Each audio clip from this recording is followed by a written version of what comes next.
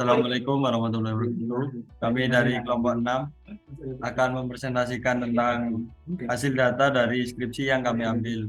Untuk judul yang dipilih yaitu pengaruh iklim kerja dan pengembangan karir terhadap prestasi kerja pegawai dinas perindustrian dan perdagangan Lumajang. Untuk variabelnya yaitu data variabelnya ada iklim organisasi, pengembangan karir, dan prestasi kerja. Untuk objek datanya prestasi kerja pegawai dinas perindustrian dan perdagangan Kabupaten Lumajang. Alasan kenapa memilih judul tersebut yaitu karena ketika prestasi kerja di suatu organisasi bisa baik dan terus meningkat, tentunya hal itu juga akan berdampak baik pada organisasi tersebut. Maka dari itu kami ingin mengetahui lebih dalam seberapa besar pengaruh iklim kerja dan pengembangan karir pada tingkat prestasi kerja karyawan pada suatu organisasi yang hal ini dapat dilakukan di Dinas Perindustrian dan Perdagangan Lumajang. Untuk kuesionernya berisi yang pertama karakteristik responden. Yang pertama nomor responden, lalu umur, jenis kelamin, pendidikan terakhir, dan masa kerja. Ya, poin B, petunjuk pengisian kuesioner. Yang pertama yaitu pernyataan berikut mohon diisi dengan jujur sesuai dengan keadaan yang sebenarnya. Yang kedua, berilah tanda centang dan dapat diperhatikan di atas. Lalu ada iklim organisasi. Yang pertama, pimpinan Disperindak Lumajang mengarahkan pegawai dalam melaksanakan pekerjaan agar sesuai dengan tujuan dan seterusnya.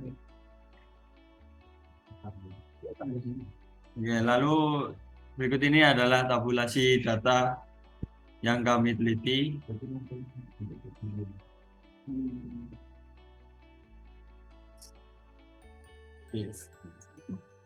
Nah, untuk yang pertama yaitu materi tentang regresi. Regresi linear berganda. Analisis regresi linear berganda dalam penelitian ini digunakan untuk mengetahui pengaruh variabel independen yaitu iklim organisasi atau X1, pengembangan karir yang dengan variabel X2 terhadap variabel dependen yaitu prestasi kerja yaitu Y. Berdasarkan model regresi linear berganda dapat dilakukan dengan persamaan sebagai berikut. Y sama dengan 2,547 ditambah 0,212 X1 plus 0,307 X2 plus E. Yang pertama yaitu nilai konstan hasil persamaan model regresi linear berganda dapat dilihat dari tabel di atas dengan nilai konstan sebesar 2,547 yang dapat diartikan bahwa prestasi kerja atau Y bernilai 1 jika nilai variabel iklim organisasi atau X1 pengembangan organisasi X2 sama dengan 0. Yang kedua yaitu harga nilai B dalam variabel iklim organisasi X1 sebesar positif 0,212 dan memiliki signifikansi yang dimana lebih kecil dari 0,05. Hal ini dapat diartikan bahwa variabel iklim organisasi memiliki pengaruh positif dan signifikan terhadap prestasi kerja. Untuk yang poin ketiga, pengembangan karir nilai B dalam variabel pengembangan karir atau X2 sebesar positif 0,307 dan memiliki signifikansi kurang dari 0,5. Hal ini dapat diartikan bahwa variabel pengembangan karir memiliki pengaruh positif dan signifikan terhadap prestasi kerja. Lalu yang selanjutnya yaitu koefisien determinasi atau uji R kuadrat. Koefisien determinasi digunakan untuk mengetahui seberapa besar hubungan dari beberapa variabel dalam pengertian yang lebih jelas. Koefisien determinasi akan menjelaskan seberapa besar perubahan atau variasi suatu variabel. Bisa dijelaskan oleh perubahan atau variasi pada variabel yang lain. Dapat diketahui bahwa koefisien determinasi dalam penelitian ini memiliki R² sebesar 0,624. Hal ini dapat diartikan bahwa 62% minat beli dapat dijelaskan oleh variabel iklim organisasi dan pengembangan karir. Sedangkan sisanya yakni 38% dipengaruhi oleh variabel lain di luar penelitian ini. Berdasarkan tabel dapat dilihat atau disimpulkan bahwa iklim organisasi dan pengembangan karir berpengaruh sebesar 62% terhadap prestasi kerja, sedangkan 38% dipengaruhi variabel lain. Baik, terima kasih. Baik, saya akan melanjutkan presentasi dari teman saya tadi. Untuk sekarang adalah uji asumsi klasik. Yang pertama yaitu uji normalitas. Normalitas model dilakukan untuk mengetahui variabel residual memiliki distribusi normal atau tidak. Apabila tidak berdistribusi normal, maka parametrik tidak dapat digunakan karena statistik dalam analisis parametrik diturunkan dan didistribusi. Persyaratan yang harus dilakukan dalam menggunakan statistik parametrik yakni uji normalitas. Uji normalitas ini menggunakan uji Kolmogorov Smirnov dengan derajat keyakinan 5% apabila signifikan A lebih dari sama dengan 0,5 maka residual berdistribusi normal. Inilah hasil uji normalitas model. Yang kemudian data ini ya diperoleh dari hasil pengolahan data di SPSS yang langkah-langkahnya seperti berikut. Ya, jadi yang pertama kita lihat di sini sudah ada data yang mulai dimasukkan ya. Nah, kemudian kita masukkan X1, X2 dan Y-nya. X1-nya ini seperti berikut, X2 dan Y. X1 sendiri ini iklim organisasi. Kemudian yang kedua, X2-nya pengembangan karir. Kemudian Y-nya ini prestasi kerja. Kemudian nah dari sini kita ke analyze, kemudian ke regression,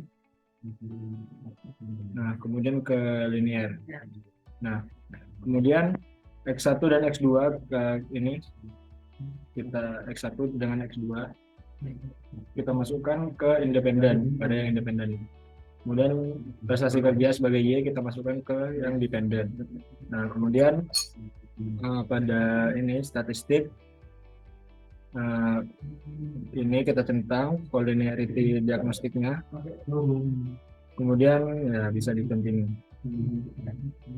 Nah kemudian oke. Nah ini plotsnya. Nah kemudian kita pilih yang ini Streisand dan kita masukkan ke Y. Nah kemudian yang Z spread ini kita masukkan ke X. Kemudian contohnya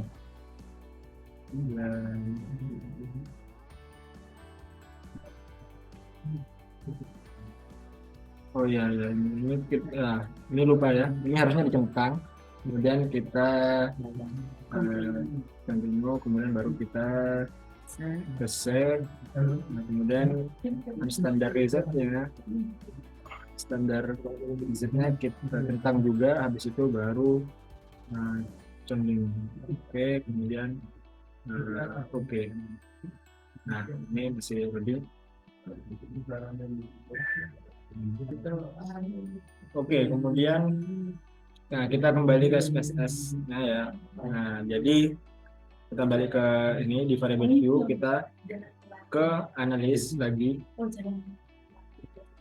kemudian non parametric test, kita lakukan parametric test. Nah ini kemudian kita pilih legacy dialog ini, kemudian kita pilih yang satu sampel ini yang KSR. Nah dari ini kita pilih unstandard ya, ini standar unstandardized, kita masukkan ke test variable list. Nah kemudian kita oke. Nah dari itu kita udah mendapatkan hasil data yang telah diolah di SPSS secara keseluruhan ya. Nah ini yang nantinya kita masukkan ke skripsi yang seperti yang deskripsi yang kita pilih.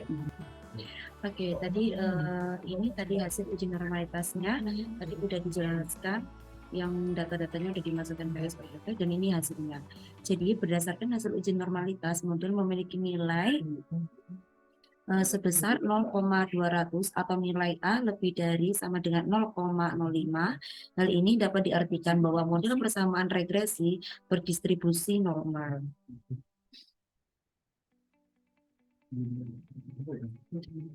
Ya, kemudian ini juga ada hasil untuk yang one sample Kolmogorov-Smirnov test ya. Yang ini juga diperoleh dari data yang tadi ada di SPSS. Nah, kurang lebihnya ini. Nah, kemudian kita lanjut ke yang kedua yaitu uji multikolinearitas. Uji multikolinearitas digunakan untuk mengenai ada tidaknya korelasi yang sangat kuat atau sempurna antar variabel bebas.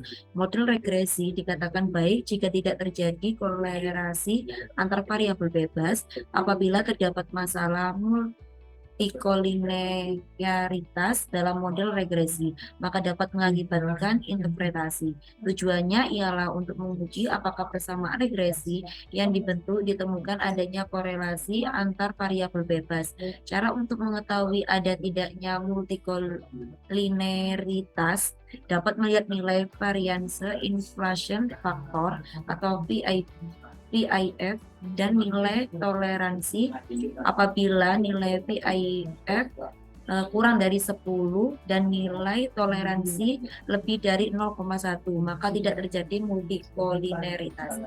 Nah, berikut ini adalah hasil uji multikolinearitas yang udah tadi ada ya, yaitu iklim organisasi X1, VIF 1,532, toleransi 0,653, tidak terjadi multikolinearitas. Lalu pengembangan karir X2, VIF 1,532, toleransi 0,653 juga tidak terjadi multikolinearitas. Berdasarkan hasil uji multikolinearitas, masing-masing variabel memiliki nilai VIF kurang dari 10 dan nilai toleransi lebih dari 0,1 sehingga dapat disimpulkan tidak terjadi multikolinearitas. Ya, ini juga data yang telah diperoleh dari hasil data yang diambil di SPSS ya, tentang uji multikolinearitas. Dan dapat dilihat seperti ini, iklim organisasi dengan standar error 0,97, pengembangan karir dengan nilai standar error 0,070, kemudian SIMS-nya 0,035, 0,000, yang toleransi dari iklim organisasi ini 0,653 dan toleransi dari pengembangan karir 0,653 dengan PIF pada iklim organisasi ini 1,532 dan pengembangan karir PIF-nya 1,532. Baik, selanjutnya kita lanjut ke uji heterokedastisitas. Nah, uji heterokedastisitas ini adalah keadaan di mana dalam model regresi terjadi ketidaksamaan variabel dan residual pada satu pengamatan ke pengamatan yang lain. Dasar pengambilan keputusan heterokedastisitas yaitu dengan menganalisa scatter plots yang apabila ini tidak terjadi heterokedastisitas apabila pada gambar scatter plots tidak terjadi pola yang jelas serta titik-titik menyebar di atas dan di bawah angka 0 pada sumbu Y. Nah, datanya seperti berikut. Nah, ini adalah gambar scatter plot yang kita peroleh dari hasil data yang kita masukkan di SPSS seperti berikut. Nah, ini adalah scatter plot yang kita peroleh setelah uji data di SPSS.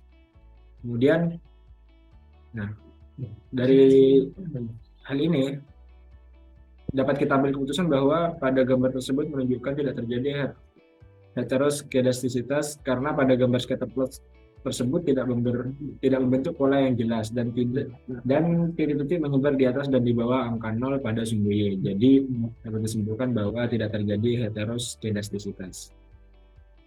Kemudian yang selanjutnya ada uji autokorelasi.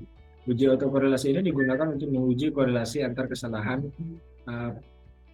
pengganggu pada periode T dengan kesalahan pada periode pada T-1 atau yang dimaksud sebelumnya ya.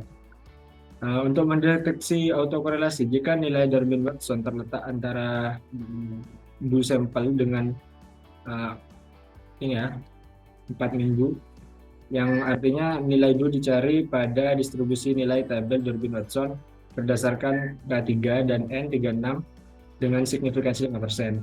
Du ini 1,7833 kurang dari Darwin-Watson 2,569 kurang dari 2,2617, yang hal ini terjadi gejala autokorelasi. Nah, ini datanya yang kita peroleh dari data yang telah kita masukkan di SPSS, di mana model pertama ya Darwin-Watson 2,569 yang dapat kita tarik kesimpulan terjadi autokorelasi. Berdasarkan hasil uji autokorelasi, nilai Darwin-Watson tidak terletak di antara 1,783 7383 sampai dengan 2,2617, maka dapat disimpulkan bahwa terjadi gejala autokorelasi karena nilai Darwin-Watson-nya adalah 2,569. Ini adalah hasil dari data yang telah kita masukkan di SPSS. Kemudian selanjutnya akan dilanjut teman saya. Baik, di sini saya akan menjelaskan tentang uji hipotesis. Jadi yang A itu uji T. Uji T itu digunakan untuk mengetahui apakah variabel-variabel independen secara parsial berpengaruh nyata atau tidak terhadap variabel dependen. Derajat signifikansi yang digunakan adalah 0,05. Jadi apabila nilai signifikan lebih kecil dari derajat kepercayaan, maka kita menerima hipotesis alternatif yang menyatakan bahwa suatu variabel independen secara parsial mempengaruhi variabel dependen. Jadi seperti contoh yang ada di sini, yang ini nanti data ini dimasukkan ke SPSS seperti yang sudah dijelaskan oleh rekan saya tadi. Dan yang selanjutnya adalah, dan penjelasannya yang pertama, pengaruh iklim organisasi terhadap prestasi kerja atau bisa disebut dengan X1 memiliki signifikansi 0,035 kurang dari 0,05.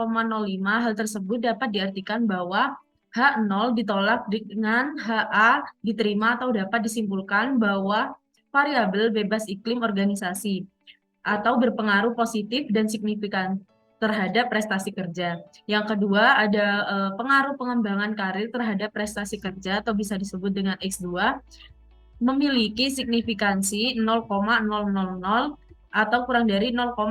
Hal tersebut dapat diartikan bahwa H0 ditolak dan HA diterima atau dapat disimpulkan bahwa variabel bebas pengembangan karir berpengaruh positif dan signifikan terhadap prestasi kerja. Jadi berdasarkan hasil uji T, masing-masing variabel diketahui bahwa tidak ada variabel yang nilai signifikannya kurang dari 0,05 sehingga dapat disimpulkan bahwa hipotesis diterima. Selanjutnya ada uji F. Jadi uji F ini digunakan untuk mengetahui apakah variabel-variabel independen secara simultan berpengaruh signifikan terhadap variabel dependen. Derajatnya kepercayaan yang digunakan adalah 0,05. Jadi apabila nilai F hasil perhitungan lebih besar daripada nilai F menurut tabel, maka hipotesis alternatif yang menyatakan bahwa semua variabel independen secara simultan berpengaruh signifikan terhadap variabel dependen. Jadi contohnya seperti ini. Yang A itu dependen variabel prestasi kerja dan yang B itu prediktor atau pengembangan karir iklim organisasi. Jadi penjelasannya berdasarkan tabel di atas dapat diketahui pengaruh antara variabel bebas secara bersamaan terhadap variabel terikat dengan sig sebesar 0,05 atau kurang dari 0,05. Hal tersebut dapat diartikan bahwa H0 ditolak dan HA diterima atau dapat disimpulkan bahwa variabel iklim organisasi X1 dan pengembangan karir X2 secara bersama-sama berpengaruh signifikan terhadap prestasi kerja diperoleh nilai F hitung sebesar 27,399 dengan nilai probabilitas sebesar 0,001. Jadi nilai F hitung itu kurang dari F tabel dan nilai signifikan lebih dari 0,05, maka HO ditolak dan H1 diterima. Selanjutnya akan dijelaskan oleh rekan saya. Baik, selanjutnya di sini saya akan menjelaskan mengenai variabel dummy. Variabel dummy merupakan variabel yang digunakan untuk mengetahui apakah variabel tersebut dapat mempengaruhi hasil penelitian dari penelitian yang kita uji. Contohnya variabel dummy yaitu seperti gender, usia, dan lain-lain. Pada penelitian ini saya mencoba menambahkan satu variabel dummy yaitu gender. Kita diketahui pada penelitian bahwa terdapat 36 responden, di mana diantaranya 13 responden wanita dan 23 responden pria. Untuk menambahkan variabel dummy ini, saya menambahkan simbol, yaitu simbol 0 untuk perempuan dan simbol 1 untuk laki-laki. Jadi selanjutnya untuk mengetahui apakah gender ini dapat mempengaruhi variabel prestasi kerja, dapat kita uji menggunakan software SPSS dan diketahui hasilnya seperti ini. Untuk mencari angka-angka ini kita dapat menggunakan software SPSS. Pertama kita buka software SPSS-nya, kita ke variabel view, kita tadi sudah memberikan variabel X1, X2 dan juga Y-nya. Selanjutnya kita tambahkan variabel dummy-nya, yaitu kita pakai simbol D, kita kasih nama gender. Selanjutnya kita ke data view, kita masukkan datanya. Untuk gender dimasukkan yang simbol 1 dan juga 0-nya. 1 untuk simbol pria dan 0 untuk simbol wanita.